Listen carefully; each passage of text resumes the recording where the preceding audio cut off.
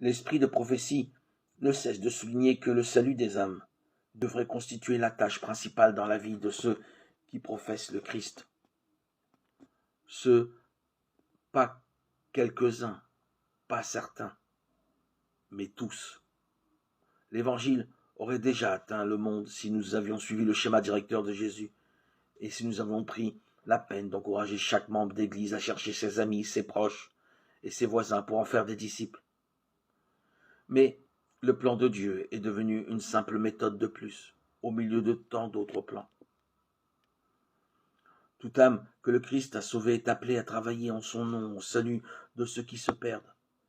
Cette tâche a été négligée en Israël.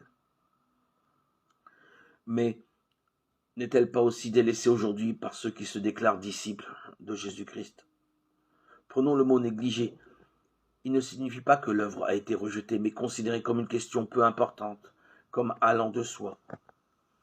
Nous partons du principe que tout va bien, tandis qu'en même temps, nous nous inquiétons de découvrir la toute nouvelle méthode révolutionnaire qui permettra d'accomplir la mission. Peut-être une méthode qui demande peu de temps, peu d'argent ou peu d'efforts, et qui peut multiplier le nombre de membres à une vitesse vertigineuse.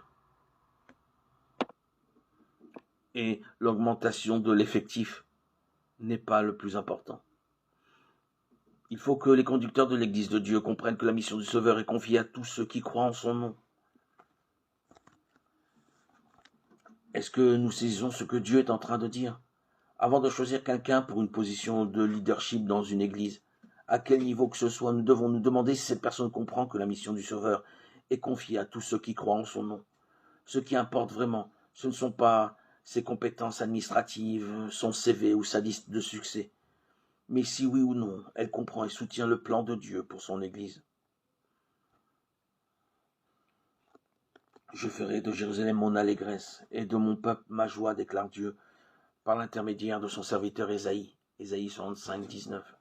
Ces paroles deviendront vraies lorsque ceux qui sont à même de se tenir dans des positions de responsabilité laisseront briller la lumière. Les méthodes de travail du Christ doivent devenir leurs méthodes et ils doivent apprendre à mettre en pratique les enseignements de la parole.